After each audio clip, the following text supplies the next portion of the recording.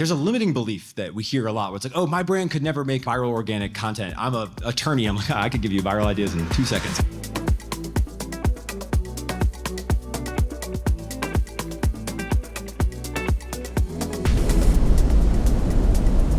All right, so we are going to hop into this next panel here. And we are going to talk about, actually, I'm going to start with a personal anecdote. So Ashwin, who was on the panel here prior, we were at an event when we first came in. We were at a TikTok event. Anyone know TikTok? Show of hands? No, I'm joking. All right. We were talking to, there's no creators at the TikTok event besides Ashwin and I. And we are talking to a series of CMOs and executives who had obviously never met a creator before. Like never, they're like, oh, like what is that like? And like making content and doing whatever. And I think that is, there's all these themes here. Everyone talks about AI, they talk about taste, et cetera. But I was like, man, not only do they not know creators, they don't really consume content in that way. And the reason that that's a problem and why I want to highlight it going into this panel is that the theme now this year with more new people than ever, more creators more than ever, is that there's just a gap. Even in the events, we have all these everyone here is in modern media, new agencies, younger folks, creators. And then there's literally like an equivalent room, I guarantee, where everyone's 50 to 65 in like a different place. And they're talking about alternative subjects. And really the issue is that they're kind of becoming one. And one group realizes that. I feel like we realize that, and we'll talk about tactics here across a wide swath of brands to get into it. And one kind of does not, they have an inkling of what's coming, but don't quite understand it. And it's our job to kind of interpret that. So today we're gonna talk about the collapse of walls when paid organic and creator become one. We're doing this with our friends at Motion. We'll give an intro for here in a minute. And then just to give some background, I wanna pass it to each of the guests, because I feel like when you see CPG Garden or you see people talk about stuff like creator, it's always like, oh yeah, but that's for like a cool soda. But that's not how this works. So we have people from Wispr Flow, which I use every day. Raise their hands if you use Wispr Flow. Hell yeah. All right. Yeah, shout out the gods. You know what I mean? All right. And then number 2, if you use Manychat, who uses Manychat? All my careers are, yeah, Manychat, fucking life changer. You know, all right, I'm not gonna go too deep into it. And then Dara, anyone seen Dara's content? That's what I'm talking about. All right. I will let you all give a proper intro yourselves, so just wanted to get a little pulse check. Dara, you want to give a little background? Yeah, absolutely. Thank you so much for having me. So my name is Dara Denny, and I always like to tell people that I have 3 jobs right now. Number 1, I own a really small creative strategy firm. We do performance creative for 8- and 9-figure brands. And I'm also a full-time content creator. I make content for performance marketers. So actually, are there any performance marketers in the room? A few hands, excellent. Have you checked Ads Manager since you've been here? Yeah, definitely, right? So, and then number 3, I'm also chief evangelist at Motion, which is a creative analytics software tool that I love. They were actually my first brand deal 5 years ago. So it's just really cool to be able to see that long-term partnership grow. Yeah, and thank you for having me as well. My name is Josh Levine. I lead creative strategy at Manychat. For those that don't know Manychat, we're the #1 Instagram automation platform. So comment this word and we'll send you a link. That's us. And I'm also a content creator as well, doing brand and creative marketing content. Hey guys, last but not least, I'm Matt Zielinski. I'm head of growth at Wispr Flow. So I actually skinned my teeth in agency and ecom, and now I do, let's say, this creator and performance model at a hypergrowth B2C SaaS. So I saw a lot of hands, but for people that don't know what Wispr Flow is, it takes what you say, instead of typing, throws that into any text box on your phone, on your computer, and yeah, excited to be here. All right, so I'm gonna throw a little scenario out there. If you make any ads or you do any creative nowadays, you brief stuff. You put all these things into the account, you have to make up all these ideas, you have to do all this creative volume, you're coming up with new ads, whether you're making software, whether you're a strategist, whether you're a creator, you're doing it constantly. And something that we share in common, obviously you're a chief evangelist, but we all use this software called Motion, who is the partner for this panel, organically, because we have to make tons and tons of not just the briefs and the creative, but how we understand it, how we interpret it, how we track competition and work through others. And that seemed like the perfect person or brand to work with around this, because this is like the issue, right? We're all using these kind of sophisticated workflows. All this is changing super fast. Explaining it to bosses, to brands becomes really complicated. Easier if your brand is on the cutting edge, harder if your brand is more, it's more antiquated or you're dealing with older process. And so I think what we're gonna talk through here today is a bit of understanding of the past and then real strategies that brands are using to kind of bridge their way to the future. So I wanna start with you about how has advertising changed, online performance advertising, let's say 24 months ago to today? Okay, so I've worked in performance marketing for the last 10 years when you could just throw a simple image of a product and have insane ROAS. my oh my, how the times have changed. And I'd say the biggest thing that has really changed over the last 24 years is the introduction of Meta's new algorithm called Andromeda. Probably their best PR campaign to date to get people to talk about like a new product update. But how this really changed my workflow as a creative strategist is this. So I used to do creative strategy for nuts.com and Laura Geller. And when I was developing content for them, my mentor would tell me, hey, you need to not develop content for specific personas. So for nuts.com, for example, we worked, like our personas were grandparents, teachers, and moms. And my mentor was like, don't create content for teachers. Now that's the complete opposite. Because like back then, it was really about developing the most scalable creative possible. This was the language that was used to me. And now the biggest thing that has changed with Andromeda is this hyper-personalization of the delivery of content. So it's actually proposed a very unique challenge to creative strategists because now we have to spin up unique content ecosystems for each of our personas. So like overnight, what we had to do like almost tripled depending on the personas because we have to make unique content for every individual now. And so I think what we've seen is these worlds basically merge. So you have your organic strategy, you have on your organic account, you have creators and influencers that you work with, you have your ads that you run at the same time, and you're doing all this in tandem and you're trying to grow them as much as they can. And you start to realize when you run the analytics that you actually see improvement as all of them increase. And I will say, so Manychat, I'm going to ask Josh a question here in a second. I've done brand deals for them. I promoted Manychat. It's a software that I use all the time. Most marketing creators in here have probably done or will be doing a Manychat deal. They are very good at surface area covering anyone who talks about the subject. I've also been served Manychat ads, gotten the promoted posts because I'm also in the target demographic. And I feel like there's been a really holistic strategy around how you've put that together as a software platform. So I'd love for you to just discuss a bit of, okay, what is the philosophy behind that? How do you think about that as a brand doing this right now? Yeah, so we're a B2B brand, right? Like anyone that monetizes on social is a business that can use our software. So we're a B2B brand that acts like a B2C software.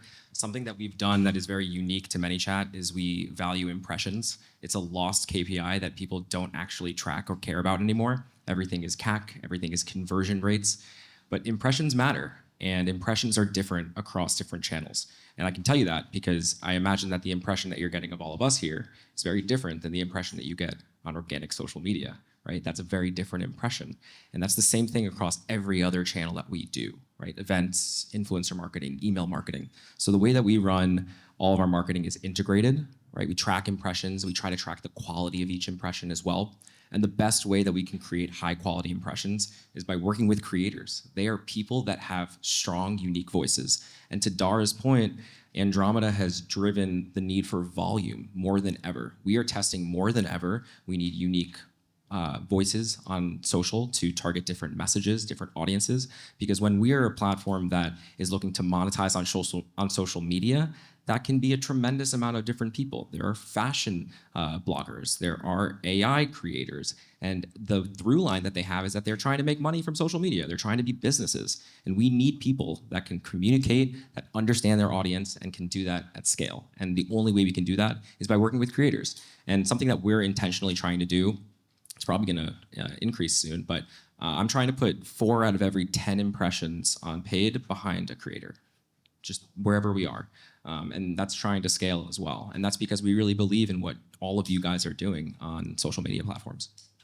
And so you are in an interesting circumstance where, for any of you who know Wispr Flow, you probably had someone really excitedly tell you about it, be like, this thing changed my life, right? So you are a brand that is in a boring category. People talk about voice, that's disruptive and exciting, that also has this big organic and word of mouth. How do you approach growth? How do you accelerate those things? Would love to learn more about the strategy. Yeah, I mean, at the end of the day, like when you're looking at SaaS, specifically a product and voice, there's a lot of competition that has come out. And for us, it's been applying the ecom playbook of a lot of creative strategy, a lot of creators, a lot of partnerships that kind of build that credibility where when you're explaining what we do, it's also a little difficult, right? Like if you have a product in ecom, you show it, you say what it does, and then you can sell it. But for you use your voice, it turns into text. It's a lot harder to frame through a creator lens. So there's a lot more work to actually like white glove and work with creators to actually explain to different pain points of, let's say you're actually a creator making scripts. That's a completely different use case than a founder that is responding to emails, right? And we unfortunately are a product that can be used by everyone, which also means it's really hard to create at volume a lot of content that speaks to each of those individual people. And that's also why like we service millions of MAU right now, and that's been over a year and a half of almost 2 years of growth, which is insane, right? To think about like any companies growing that fast before, but that's on the back of dedicated creative and partnerships that we've done. And I think without also AI and kind of these analytic systems, it would have been really, really hard to understand what is actually working, what's driving conversion. And it's also like, for a lot of people that don't know this, like I wish there was a triple whale for SaaS.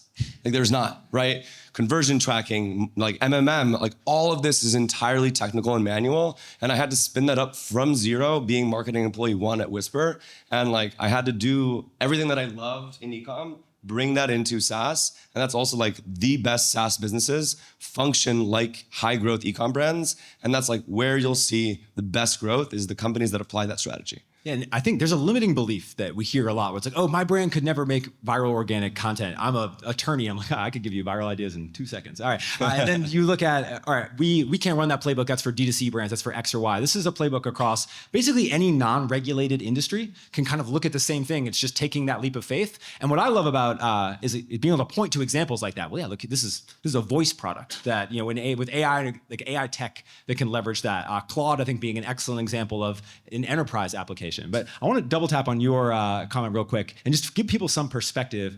How many creators, for instance, do you work with in a given month? Or if you want to highlight, if you want to tell right now, I want to give a year into your growth, I'd be curious, like, what does that scale look like? And then like, where do you find them? How do you choose? Yeah, so we have a like very nimble team. So I actually was the single person doing all strategy and all execution up until December of the past year, managing a $6 to $10 million budget a month entirely alone. But at the end of the day, for us, we actually are using Tribe, which maybe some of you know. Shout out Tribe, yeah. So, I mean, it's an ecom, right, a creator platform, but we essentially, using Tribe and relationships with creators, have built a creator program that is 200 creators strong. We have a Discord, we have 3 meetings a week, we have a creator manager, essentially, that works super closely with them, and we pay on percentage of ad spend, because of the way that we work, our KPIs and our conversions are different than purchase and ROAS. So if an ad deserves spend, it will get spent from our side. And, we have a multi-million-dollar a month meta budget. So a lot of our creators are making a lot, right? Creating good ads, and that incentive structure we have seen, like we have 200 to, let's say 250 right now active creators, and they create between 3 and 10 videos each a week. Some we spend against, some we don't, but like we have an always on kind of creative engine that like we call it our creative factory, which I can talk on later too. I want to call out too, just to make sure people know, there's like 4 tribes. You guys are terrible at naming startups. Not you guys, but just like the industry in general. And so the one he's talking about is, it's Squid's tribe, long story, if you don't know the lore. But it's about ecom creators for Instagram. And so basically you go in there and you can find a list of creators, you can DM people, and then it will automatically set up. If an ad in your ad account works, it's not just for like raw UGC, you put it in the ad account and it gives them a percent based on what scales. And so it's interesting, I actually haven't heard of a SaaS product using that yet, but just again shows you all these tools that are happening. They're just trying to say, let's replicate a TikTok shop model on Instagram. But these are like the kind of things where if you are on that platform now, Ashwin and I talk about this a bunch because we both use it, him more than I, but like if you are doing that now, you are ahead of the game. And so that's the kind of stuff we want to highlight here is like, if your brand is working on any of this and you're running creator under that, you can get ahead of, that's here on the bell curve. And so we want you to act on that well. And related to this, like UGC has changed as well. We're now, I've seen a lot of noted yappers out here. People just talk on camera in their car or just talk on camera for video. There's so many creators working out there. How has UGC changed? What makes good UGC now? Yeah, I mean, I think it really all comes down to being able to really connect and have empathy with your audience, like people that can show up and be vulnerable. I actually recently read this book that's called How to Tell a Story by The Moth, if any of you listen to that podcast. And my biggest takeaway is that it's impossible to not be able to tell a good story as long as you show up and you're vulnerable. And I actually think about when I do things like this, public speaking doesn't come super naturally to me. And as long as I can show up and be vulnerable, and as long as I can show up and be vulnerable in my content, that tends to translate really well. You're doing great. Thank you. Ask me after my wine after this, please. And so I'd be curious, if you were working on UGC for a brand right now, like how would you, and you're trying to brief it or start it, like where would you begin? What are some ideas? How do you even start that process of being like, oh God, I have these creators, I need them to yap about this. Do I give them full creative reign? Do I make them a brief? Like from step one, let's dive into it. Start from like the strategic point of view, where we're trying to get out to certain personas that our audience has. So we're first making sure that we are connecting with the creators that are actually speaking to that target audience or who embody that target audience. So it all starts from creator selection. I always tell my team that the number one important thing that you need to do when developing a creator program is how you select those creators, because I think that there's such a nuance to it. And I'm not an amazing systems thinker because I'm also a creator. It's just I feel like people have this je ne sais quoi. So I'm actually very curious to hear how you guys do it. And another question that I have for both Manychat and Wispr is if you guys have started incorporating internal content creators, because I'm actually going through this process of starting my own brands next year. And instead of going through the process of hiring a creative strategist and building a huge creator program initially, I'm actually starting from founder-based content and hiring internal content creators or content creators on retainer. So I'm curious how you approach that. Yeah, I mean, I think it's something we haven't done enough, but should, because it's an extension of founder-led content, right? It's a trusted voice that can speak to your product, that doesn't need to speak to, how to just be engaging and entertaining on the platform, especially if you're running an ad. But for us, and to your point around UGC, we do it in two ways, right? Because we're a very specific and technical product, there are creators that can speak to how to use Manychat, and then there are creators that can't. And the ones that can speak to how to use Manychat, we give them a tremendous amount of creative freedom. The ones that can't are paid actors, right? That's essentially what they are. And let's be realistic about it. UGC creators are paid actors a lot of the time if they don't use the product or if they're just getting onboarded to it. And so we will work with them and we'll work to figure out what their creative vision is. But I'm not against scripting things for them, not only because it makes it more comfortable for them, but also because we know we're gonna get a strong piece of content in return. So I think the distinction really comes down to how well someone knows your product. And I do think we're going to see the rise of creators being like, man, I should do improv or learn acting is actually going to have to end up being a thing. Because it's one of these you don't realize until you're actually in it, where you're like, oh, well, I want to be able to play that character. I want to have more of a presence. I want to be able to do X and Y. So if anyone wants to join me for some improv in the back after, we'll be after. But you have an interesting framework. You have a pillar system you apply to all of your marketing. You want to explain that? Yeah, so this builds on what we were talking about earlier with impressions, right, and impression quality. When you're looking at a piece of content, whether it's on organic or on paid, you're only trying to do two things, which is to actually capture someone's attention and then get them to take an action, right? So if it's on paid, the action you're taking could be buying a product or joining a lead magnet or submitting for a demo. And on organic social, it's can you share this post with someone? Can you comment, right? So inherently, it's the same. And our pillar system recognizes that you can't try to convince someone of multiple things at once. And your entire marketing ecosystem works in tandem. So you're trying to get someone to either like your brand, right? Do they have affinity for what you're doing? To prefer your brand compared to others? Do they prefer Manychat against some of our competitors? Are they trusting of your brand? And do they believe in your product? So we have individual pillars that we are trying to hit against with every piece of content that we are running, whether it's on organic, whether it's on paid, or any of our other marketing channels, right? If it's email, if it's influencer. Because of how integrated marketing has become, we need to know how we are tracking and putting these impressions in market.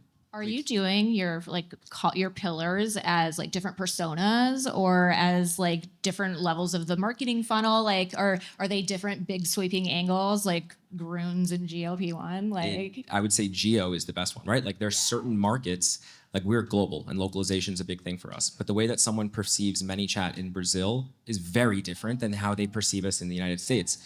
And something that we do and why I absolutely love Motion is we tag every single one of our paid assets with a primary and a secondary influence pillar. Now it's subjective, right?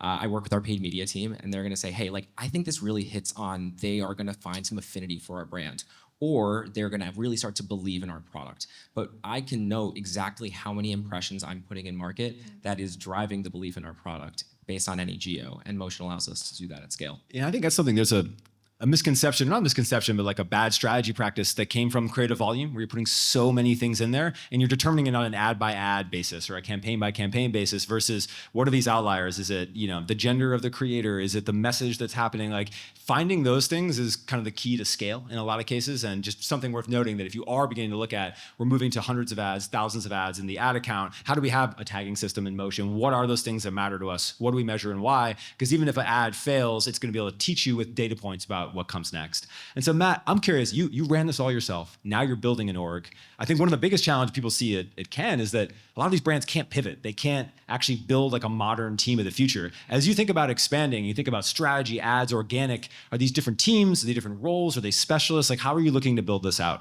Yeah, I think I talked about, we were talking earlier, I did a podcast on what's called a marketing engineer, right? So when we're looking to hire for roles, what I look for is systems thinking, right? And that's like, it's how you hire for being AI native, because if you can be a systems thinker, you can deconstruct how things work, and then you can apply AI systems to essentially break or like oil the gears in the process. What's an example of like deconstructing how something works, just so people... Yeah, so I mean, at the end of the day, like for example, in the creative factory or in the creative process, you have the brief goes out to the creator, you get the content back, then you have to name it correctly, you need to add it to the ad account, all of the steps, right? And analyzing what goes into each of those steps like allows you to map it first and say, where can I leverage AI or where can I hire someone to do this for me or with me to essentially push forward that volume as well as quality? Because we touched on thousands of ads, and I think I'll say the important point, right? Like at the end of the day, it's ship a lot of ads, but ship quality. It's not like just to kind of throw it against the wall. Like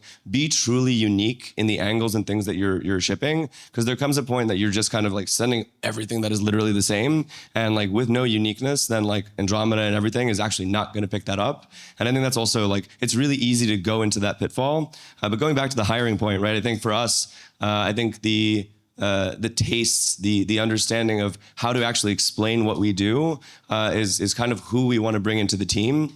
So like we will hire like very few people that can leverage AI very well. So like for example, we talked about the content creators earlier.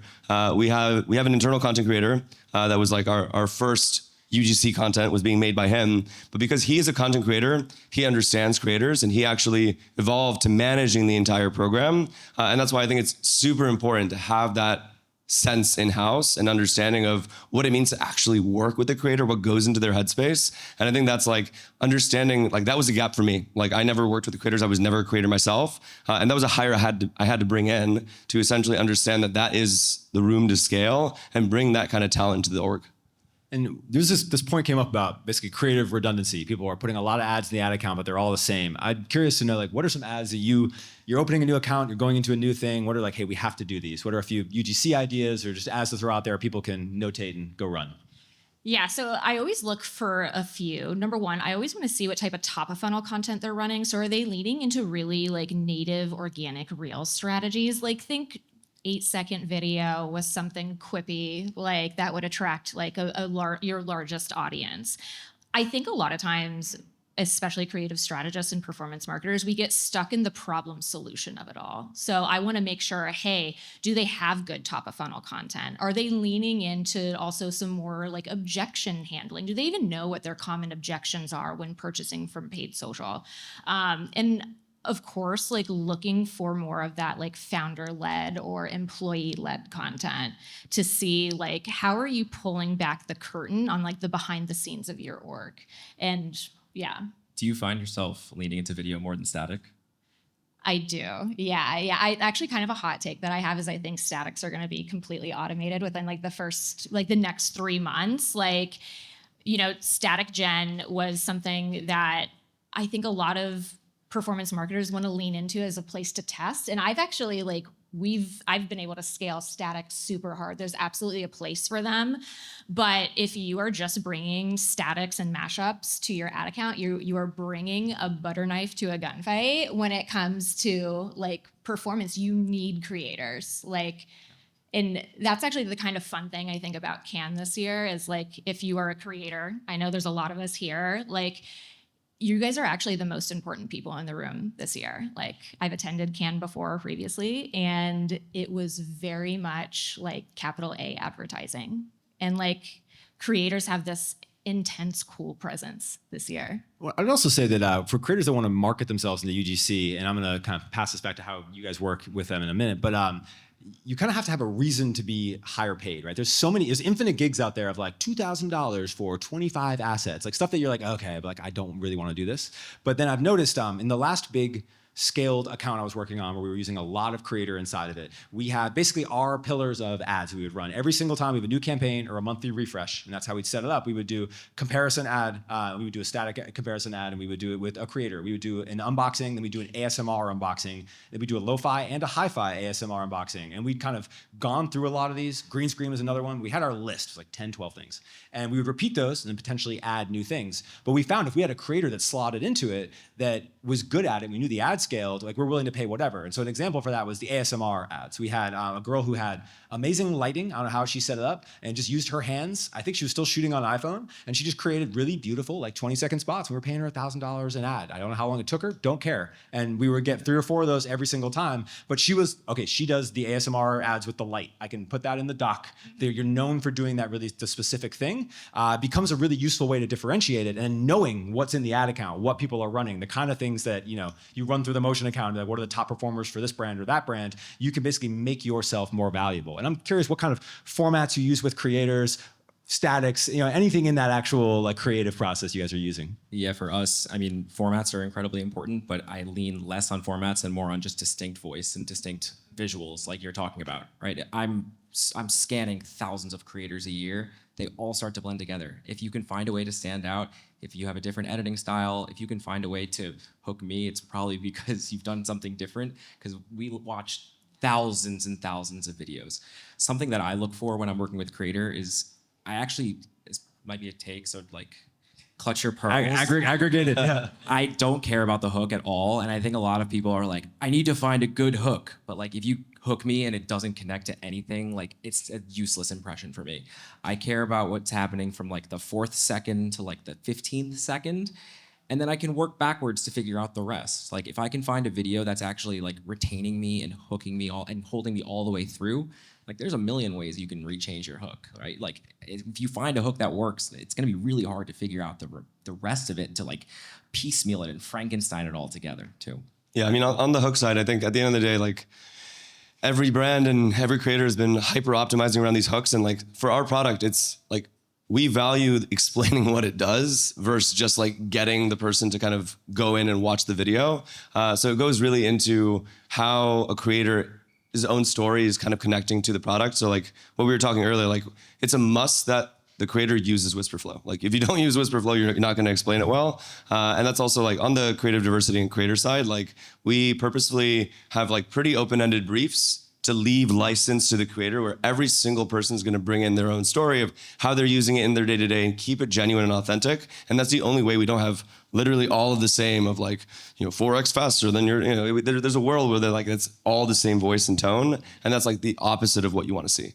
And another note for creators out here, not to turn this into a creator training session, but like brands find you by either themselves or an influencer team doing like the most basic method you could humanly imagine. It's like, oh, I have a box, I have some software where I have to type in a word, and creators that have used that word show up. So it's like peptides. And then if you don't talk about either the brand itself, to this point, we only hire people that use Wispr Flow or know it, or you don't talk about an adjacent brand in the category, you're not gonna get found. And so actually doing that, whether you're doing it a review or you're just incorporating it, is very helpful to actually be surfaced inside of that search for brands to find you. And if you are having trouble getting those kind of gigs, it's like just actually talk about the products. And on that note, I'm curious, like, what people's stacks are. Like what's the workflow? What are the software you're using? What are you building yourself? I know you're in a little bit different position as a strategist, but what do you like to use and why? Yeah. So when it comes to like the big project that I've been working on recently is like building my second brain for creative strategy and really fleshing out and like detailing our creative processes in Notion so that like our AIs can make sure to access it and really understand why we make the decisions that we make. So like it all begins with Notion, and then we have several Claude co-work automation, scheduled tasks, a lot of those, in Wispr Flow, like as a creator. And it's kind of interesting, like, I'll be honest, like AI and systems and workflow, it's like not my forte. Like, I feel like whenever I come to these, I'm like, man, everyone has it fucking figured out. And like, I really don't. I'm not a super big like systems thinker. So like as a creator, I actually kind of struggle like with my process, and like I don't use Claude to like make my scripts, for instance. And like yeah, but it's like, it's a grind, man, like for those that don't. But like on the creative strategy side, like I have a business partner who built out like amazing workflows. And like the biggest one was really our briefing process. We've been able to go from like making, 10, 15 briefs a week to like about 30, like double it without like decreasing on quality. And I would say that you don't have to have the perfect workflows from it. But then if you are one of those people that is really into it, like the world is your oyster right now. Like Tara was showing me, Tara from Motion was showing me her personal workflow in like the Motion Runner thing, where she's like, here's every creator that we use. Here's the exact ROI they have. Here's how many views they have. Here's what's in the ad account. I can query it. And I was like, fuck. I see stuff like that, like with Alicia, and I get nervous. I'm like, oh gosh. But if you are someone who's interested in that, like, don't be afraid. Like people are like, I lost 17 hours working on it. As long as you're getting to a result that like enables the business, and you might be the one crazy person on the team building it. Like if they don't recognize the value in that now, whatever your next job is definitely will. But back to Stacks, curious what your, what are you guys using in Manychat? And then we'll go into Wispr. Yeah, we have some like table stakes. One, obviously Claude is like also my brain. We take the Motion MCP and connect it directly into Claude. That allows us to build out what we're using is like creative intelligence. So anything that I can learn from my ads, I then use to build my briefs into Notion. So Claude, Motion, Notion, Wispr, Manychat, commenting. I have the Notion Motion problem with my team too, to the point it's like, and there's some of them are overseas, it's kind of a problem, but yeah, we'll talk about that later, yeah. Manychat's comments, DM automations with partnership ads has been awesome for us. If you're not in like partnership ad whitelisting, just remember like, what percent of your ad account should you be if you're in that? 30? 20? I'm aggressive. Minimum at 30%. We're doing 4 out of 10 impressions. If you are not, and just in case you don't know or aren't in that, just like the ability to say you get the ad code from whoever created, and you can either upload it and it's actually on feed and it shows organic, or you can just upload it in the back end and it has it on TikTok. TikTok just allows you to post it just as a video for ad, and then they're running it from the account. If you're not doing that, I know many people are like, I know this, but if you don't, that should be 3 out of 10 to 4 out of 10 of the ads. You will watch the returns. If you want to win right now, just get as many of those going as you can. Sorry, keep going. Oh, you're there. Yeah, Matt, let's break down the stats. Yeah, I mean, in terms of Stack, obviously, Wispr Flow to all prompting, right? At the end of the day, like I'm running between 6 and 12 always on Claude Code sessions that are analyzing ad accounts or kind of like pushing new briefs, and there's still that human touch, right? So for someone who's never made a Claude Code session and to do something like, what did you set up to actually do that? If someone wants to walk out of here and be like, I need to do something useful for my business and learn Claude Code, you give them the 1, 2, 3? Yeah, I mean, in terms of Claude Code, right? Like you can use the Claude desktop app to use Claude Code or Cowork, but like it gives you a lot more control to have like a file system on your computer that has a bunch of text files that essentially have context, and like that's the value of every AI system. It's the work, the context, the fine tuning you've put in that is like everything that's in your brain in terms of brand voice, all the things that are working all in one single place.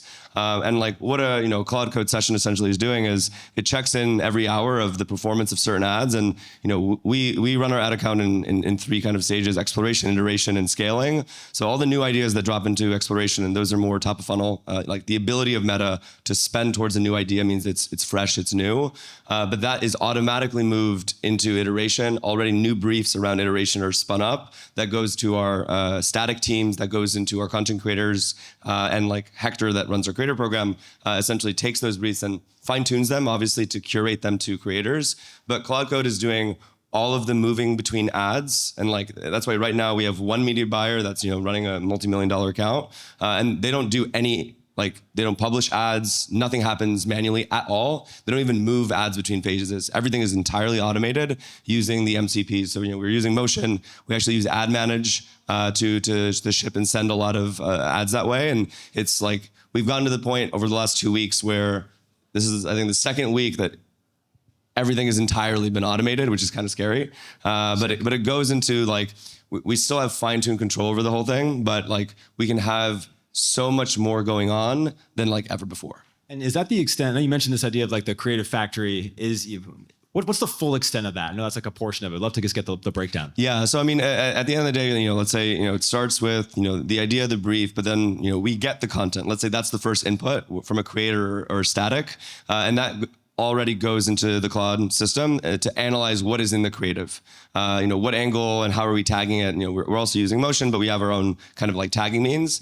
And that then gets named in a obsessively long ad name that is mainly used for Claude. That's not for us, right? Like it's the categorization of when you're doing analytics, you have a clear exact sense of what is in there, what stage is this in, did this, have you tested this twice and it's not working? So that naming, which was a tedious process, is fully like, that's a great way to start using AI, use it for the most menial kind of like really hard things. And then we're using the Ad Manage MCP to essentially take that piece of content, and we have all of our copywriting drafted by the AI. But like the here thing like is you will get slop in the beginning, like 100%. Like it will be awful.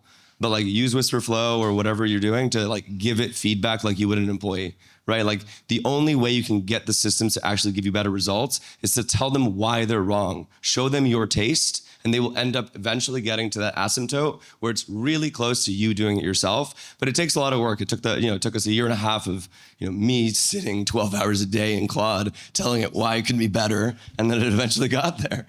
And I think, and so I've done this manually. I've never automated it to that system, which is why I keep asking them questions about it. But we have this thing called the OS, which is how we run everything, where basically right now, whether you use AI or not, you are so rewarded if you are like a curator. If you say, I'm going to obsessively document everything that I do, every bookmark I have, every list and every reference in a place. And so for every brand, and I was doing this like across a portfolio of companies, so it's easy to like make a process that could repeat, but be like, okay, what's all the creative talent? Who's on our organic list? Who are our employees that make content? Who are our recurring creators? How do we add to that? Everyone goes on a sheet. They have tags by the styles that they use. We have like notes and info on them. Then it's like all the ad types. Like what have we tested? What's good and bad? What worked and didn't? What's all the references for organic? Once you start putting like basically a table for every single one of those, and then you start to note how do these pass to each other, and you painstakingly go, who is responsible for adding stuff into this, briefing this based on that, telling you what the analytics are, and like when do they do it every week. But if you do that, you need a smaller team than you think, which I think has been a theme that we've talked around here, and you could really crank into volume, and you start to realize a lot of this is the same. Oh, this worked really well for our organic creator. Now we're passing that to 5 more of the ad people because the hook was good. Now it's a recurring type. Now we take one of these other ideas and do a spin-off on it. And all of this really intimidating thoughts of, oh my God, we have so much to do. There's so much volume. How do we manage all that? You start to realize kind of a lot of it's the same, just with some structure and organization. I think that's our time here. I want to thank everyone on the panel for doing some pretty insightful stuff on what they do in their businesses. Thank you. Yeah. And thank you for coming out and being with us. Thanks, guys. See you.